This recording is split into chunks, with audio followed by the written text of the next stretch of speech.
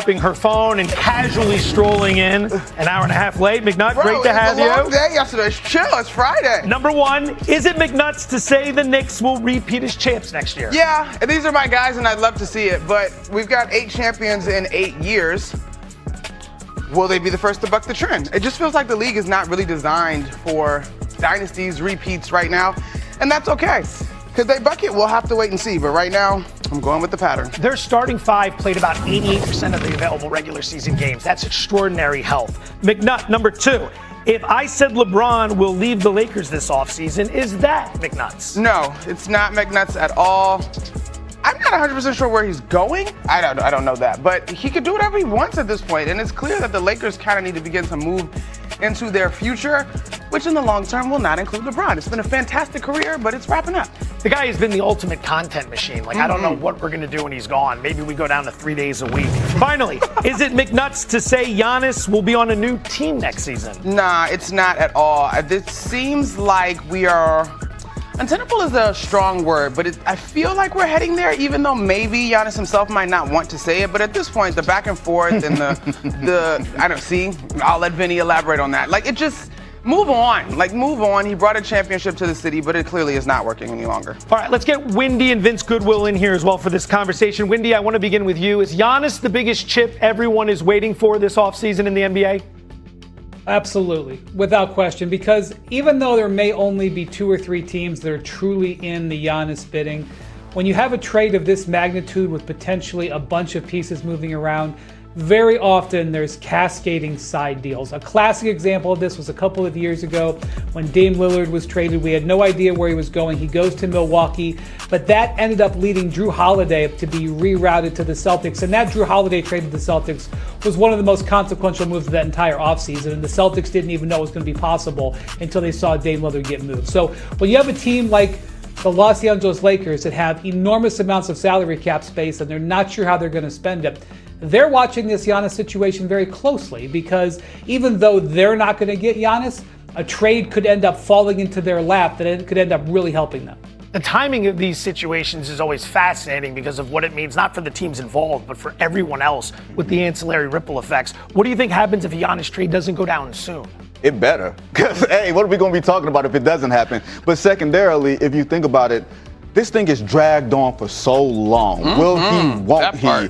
And it doesn't seem like there's a future for Giannis in Milwaukee as far as where he needs to go. Secondarily, if you're one of these other teams, you're Boston, if you're Miami, you can't make contingency plans. Like, when you get Giannis, you know what you also have to get? Shooting. You know what you also have to get? Maybe another backup big. You can't go and get those things until you get the big piece and you know that you actually have the big pieces, especially if it's Miami. Let's say it's Miami. They probably have to get a third team involved. Who's that third team going to be? Does that involve Tyler Hero? What does that mean? So a lot of NBA business cannot start until this piece of business is handled. Yeah, I'm with Vinny. It needs to get done sooner rather than later. I don't know exactly what it looks like, but you definitely have to get pieces around Giannis. And I also think you've got to make sure that you've got the personality pieces that are going to be required. I mean, Giannis is a big-time superstar. He comes with big-time superstar things. We'll see. I'm just not sure where he is at this point in his career. Is he still a very valuable asset? 100%. I mean, he's a guy that is constant conversation in the MVP race when you just look at it statistically. But we've not seen him really perform in a postseason in 3 years now. So I'm really fascinated to see what teams think that they're going to do if they make this move. Health, ultimately a concern as well. Windy, final word. Jump back in here. Yeah, so I feel like the whole league to a certain extent is going to change when Giannis is moved. And I do believe he will be moved. And when that happens, there's going to be a change in the balance of power. The team that acquires him is going to become on some level a contender. And so that's why we spend all of this time paying attention to it. But when you're trading a player that makes $50 million in this modern day and age, it's extraordinarily complicated. And that's why it's very tedious.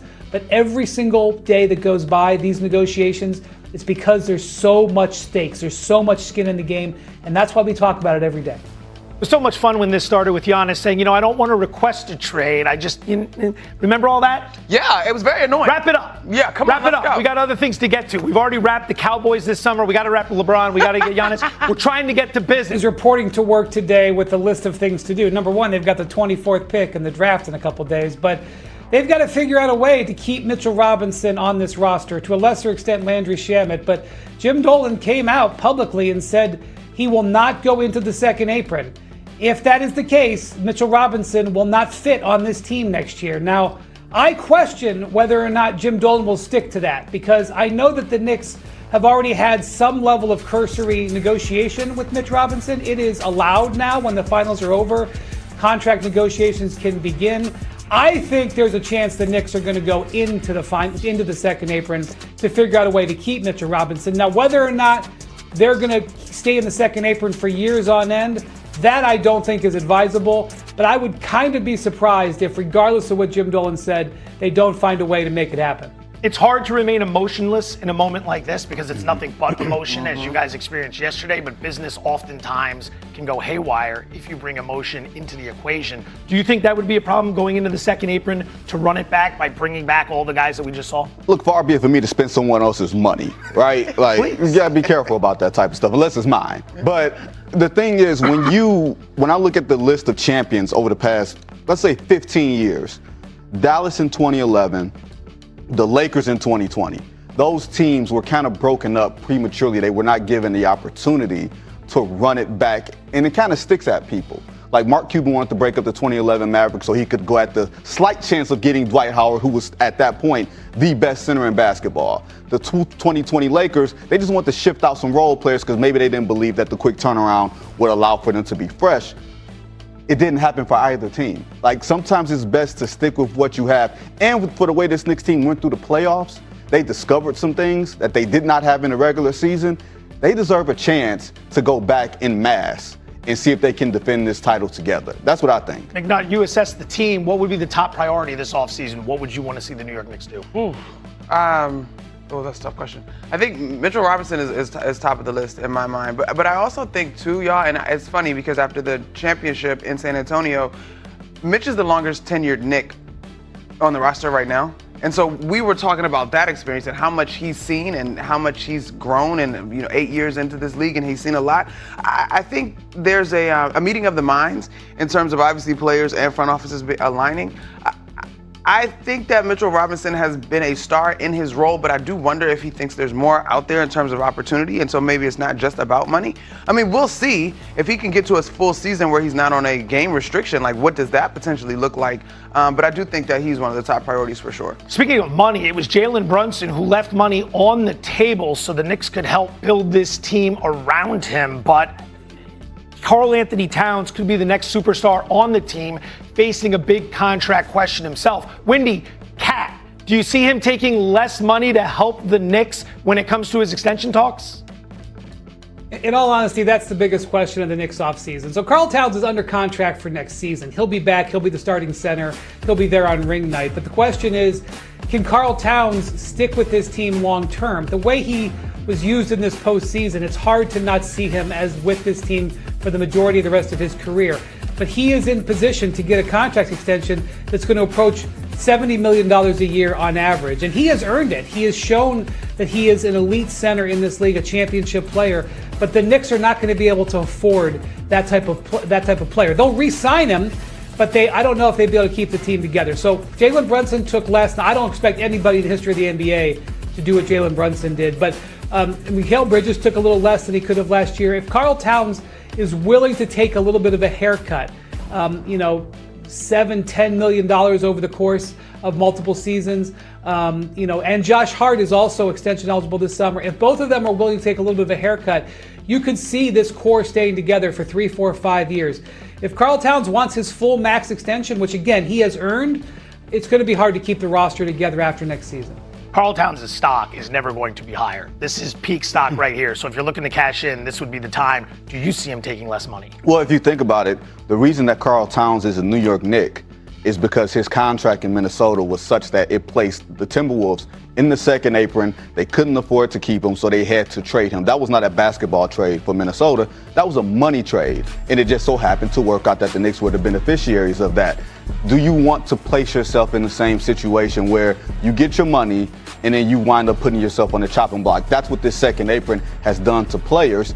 And if I'm Karl Towns, remember, they had the opportunity to extend him at the start of the season. Oh, yeah. They did not. It stuck with him. I don't think he's gotten over that. So let's see how this plays out. I'm curious. Like the Joe Flacco situation years ago. So there's two things that happen over the course of the season that are making me wonder if he will.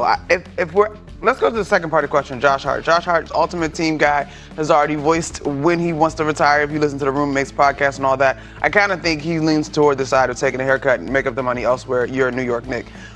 To your point, no extension to start the season. And when the Giannis talks got loudest, y'all, Towns is a guy who wears his heart on his sleeve. He wanted to be here. He said that internally. We heard that around the MSG building. He wanted to be there. Having seen the way that he connected and wanted to be in this uniform and what he achieved, and again, I can't count other people's pockets, but the small haircut that Wendy is talking about is nothing for the ability to be stable personally and professionally for a little bit of a long-term run. So to me, it all makes sense. It's going to be hard to sell as an organization haircuts for any players when Brunson just did that for you and helped deliver. Yeah, but he ain't taking a haircut in the next time his extension is up. Not saying that he should. That's why the rules make it so difficult for players, because you blame the players as opposed to the system being flawed. The system is jacked up, not the players. The players have a small shelf life to make the money that they're going to make. No matter what we think of the numbers, they have a very small shelf life to maximize it, and now they can't. Going to be an out.